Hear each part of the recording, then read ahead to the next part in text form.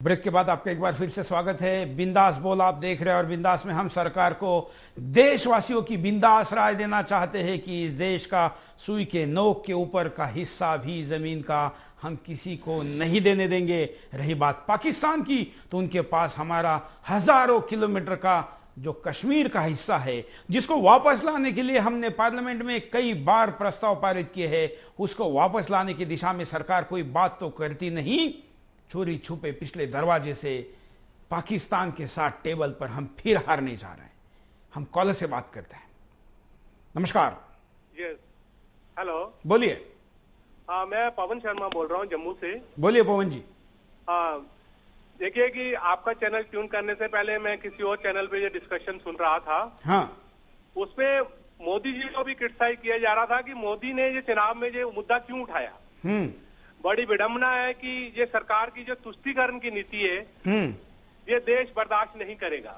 हाँ, किसी भी हालत में हम एक भी अपनी इंच जो जमीन है तो पाकिस्तान को नहीं देंगे। और ये मैं जम्मू से बोल रहा हूँ। जम्मू वाले सरकार की जो तुष्टीकरण की जो नीति है, इसमें बहुत ज्यादा सफर किए हैं। बिल्कुल। और हम पूरे हिंदुस्तानी सरकार के जो मंसूबे को किसी भी हालत में ये हम कामयाब नहीं होने देंगे। धन्यवाद। बिल्कुल। मोदी ने क्या, ये तो किसी ने भी मुद्दा उठाया होता तो उसकी साथ देना चाहिए, क्योंकि ये मुद्दा देश से जुड़ा है। ये मुद्दा चुनाव के वक्त क्यों उठाया? तो क्या 15 तारीख को यहां पर पाकिस्तान का होम मिनिस्टर आता, उसके साथ हमारा सरकार एग्रीमेंट कर देता और 17 के चुनाव के वोटिंग के बाद इसको उठाया जाता? क्या राष्ट्र की सुरक्षा के लिए चुनाव कोई मायने रखता है? एक राज्य का चुनाव, बल्कि देश का चुनाव भी कोई मायने नहीं रखता। राष्ट्र की सुरक्षा के आगे किसी भी चुनाव तो क्या, किसी की जान की भी कोई कीमत नहीं है, क्योंकि राष्ट्र सर्वोपरि है। आइए कुछ और कॉलर से बात करते हैं। नमस्कार। हाँ, हेलो, मैं सऊदी अरब से समीम बोल रहा हूँ। बोलिए। हमारा मानना है कि अगर 1 इंच भी जमीन ना दिया जाए। और दूसरी बात है कि आपके टीवी के माध्यम से हम कहना चाहते हैं कि अगर जनता तक हमारी आवाज जाती है, पूरे जनता से कहना चाहते हैं कि इसके लिए जनता बाहर निकले। बिल्कुल। और बोले कि 1 इंच जमीन नहीं दिया जाना चाहिए हमारे भारत का किसी भी कोने से। बिल्कुल, बस इतना ही। धन्यवाद। विदेश में रह रहे हमारे करीम भाई भी इस ISD कॉल के द्वारा देश के प्रधानमंत्री को आह्वान करे, देश की जनता को आह्वान करे। 24 घंटे से ज्यादा वक्त बीता है, देश के बुद्धिजीवी क्यों चुप है समझ में नहीं आ रहा है। और मीडिया में भी इसको लेकर चर्चा हो रही है कि चुनाव के वक्त क्यों मुद्दा उठा, इसको लेकर नहीं हो रही है कि ये ऐसा होना नहीं चाहिए। और एक कॉलर। नमस्कार। हाँ, हेलो, बोलिए। मैं दीपक बोल रहा हूँ वेस्ट बंगाल से। बोलिए। ये मैं बोलना चाहता हूँ कि इतनी कुर्बानी देकर जो जमीन हम लोग का जो आया, कश्मीर का जो जमीन लिया गया था, फिर उसे आधा जमीन तो वो लोग हथिया लिए हैं और फिर हमारे गुजरात का भी कुछ जमीन दिया जा रहा, ये कहाँ तक सही है? बिल्कुल, यही हम पूछ रहे हैं। हाँ, वही कि हम लोग अपनी जान के खेल के कुर्बानी देकर दिए थे, वो फिर से लिया जा रहा। बिल्कुल। इसके बारे में बोलना चाहता हूँ कि मैं नरेंद्र मोदी के साथ हूँ। ये कांग्रेस वाले लोग पूरे बर्बाद हो चुके हैं, वो तो जाएंगे ही। धन्यवाद अपनी प्रतिक्रिया रखने के लिए।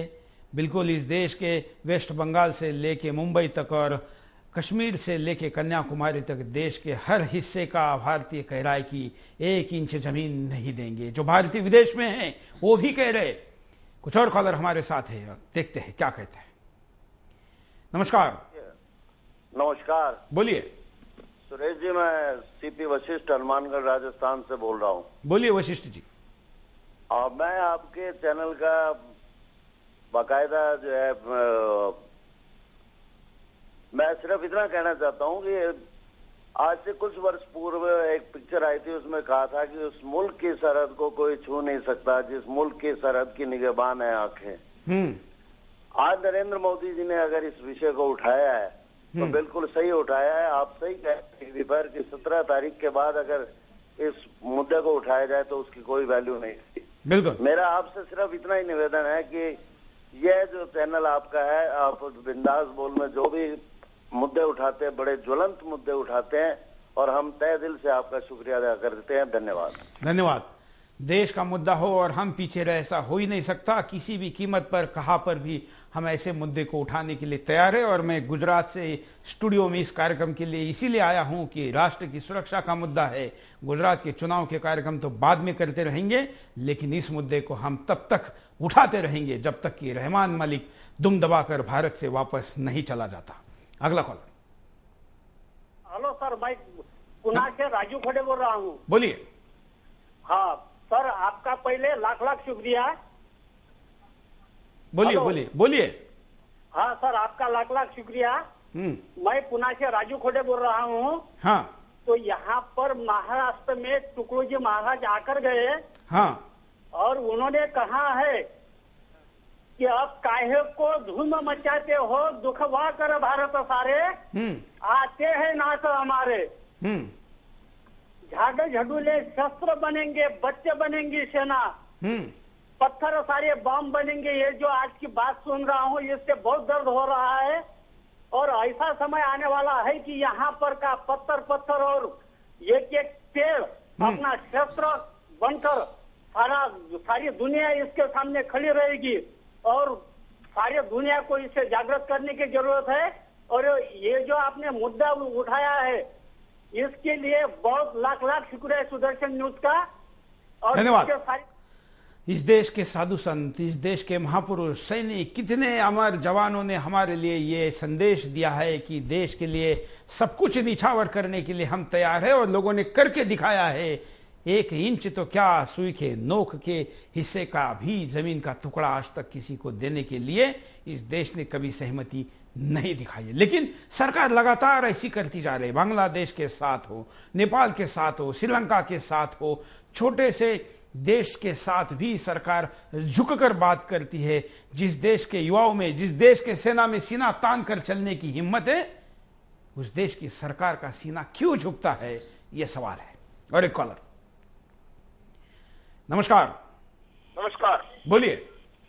सर, कहने का मतलब है कि हमारे जवान देश की सीमा पर रक्षा कर रहे हैं और ये नेता लोग राजनीति कर रहे हैं सीमा की, तो ये गलत है। बिल्कुल, धन्यवाद। राजनीति करनी है तो आपको भारत की राजनीतिक क्षेत्र में पहले ही काफी गंद मचा चुके हैं। अब सीमा के ऊपर तो कम से कम इसको मत लेकर जाइए।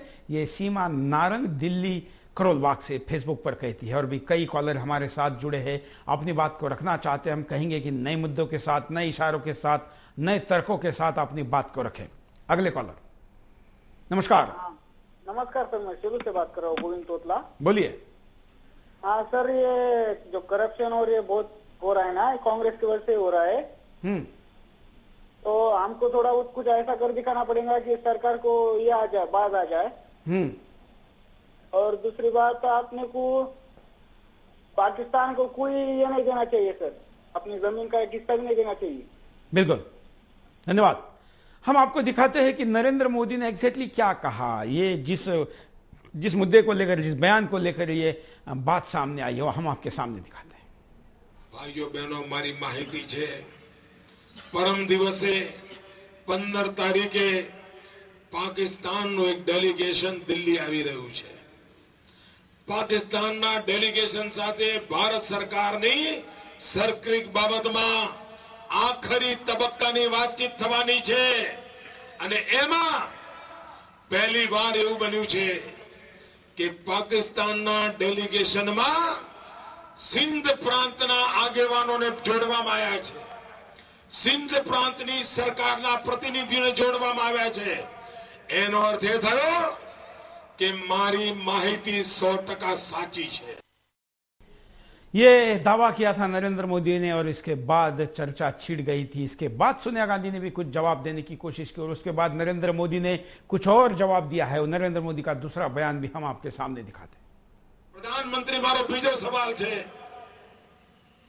जारे जरदारी अजमेर शरीफ की मुलाकाते आया था, ये दिवस है पाकिस्तान ना बड़ा जरदारी अपना घरे जमवा